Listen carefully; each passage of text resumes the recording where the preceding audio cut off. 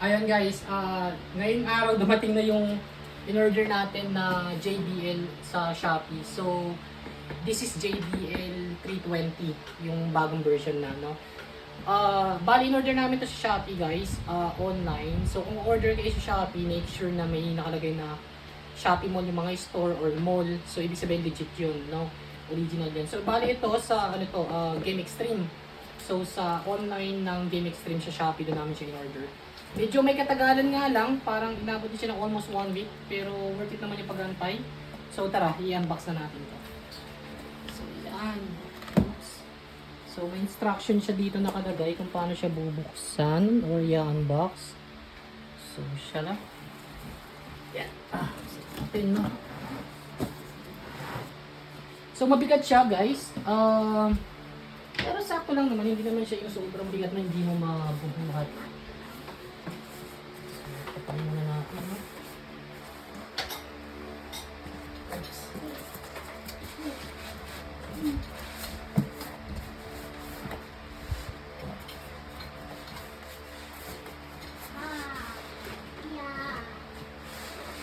Ayan.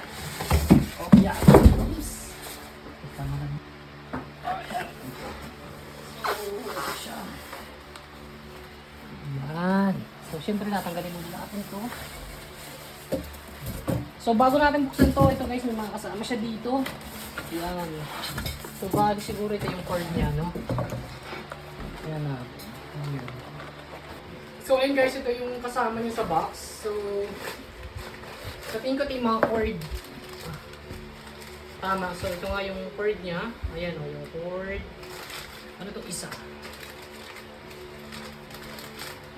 Another cord. So, I think this is a extra cord para in case na masira. Kasi same na same lang sila guys eh. Same na same lang.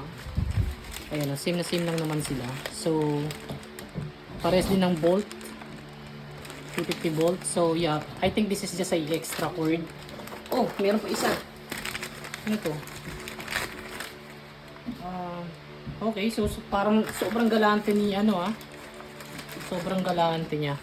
Actually, parehas sila, pero magkakaiba sila ng design. Ito, diretso. Ito, parang pa letter L. So pag sinaksak mo siguro siyang ganyan, kung masikip yung space nyo. Ito naman kung maluwag, kasi diretso siya. Ayan. Kaya tabi po na natin yan. Wala na naman to guys. Now, this is it. This is what we are waiting for guys. So this is the JBL speaker.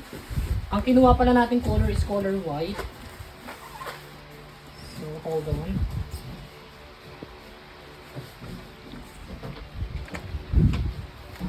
So ito na. I-reveal na natin yung itsura niya. Pero excited na rin ako syempre. Tagal ko ginantay yan guys. Yan para sa Christmas and New Year, meron tayong magandang pusta.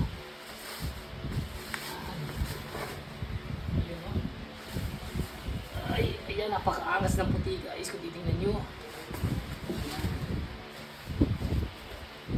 So yan, siyempre alam ko naman yung iba sa inyo familiar na rin sa JBL, no? May gulong na siya sa para kung gusto siya gawing portable kasi lumabas. So yan, tataas nyo lang to. Tapos siyempre na siyang tulak-tulak para hindi siya hassle kasi nga mabigat siya. Then kung gusto niyo makita yung back niya, ito yung back niya. Yan. So ito guys, dito yung battery niya. So pagawin na natin. Ay hindi pala ito battery. Ito yung saksakan niya. So pwede na yung dalawang mic. Then at I think sa gitara to. Well, hindi ako nagigitara so pero pwede siya kasi may icon siya ng gitara dito nakalagay. Aux in, USB, and guitar volume kung may gitara ka dyan. Then ito guys, pang-adjust din. No? Then dito yung battery niya. So bababa lang siya. Check natin yung battery niya. Ito yung battery niya guys.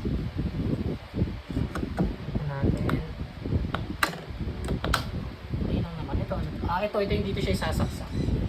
So ayun lang guys, overall ito yung ano natin, JBL 320. So, kung gaano siya kalaki guys, yung height ko is 5'7", para may reference kayo, no? 5'7", so hanggang dito ko siya lagpas tuhod. So ayun, ganun siya kalaki, pero malaki siya guys. Sa susunod kong video, magkakaroon tayo ng sound check, no? Medyo pinapawisan na ako kasi may kabigatan din. So sound check, abangan nyo guys, no? So yun lang, okay.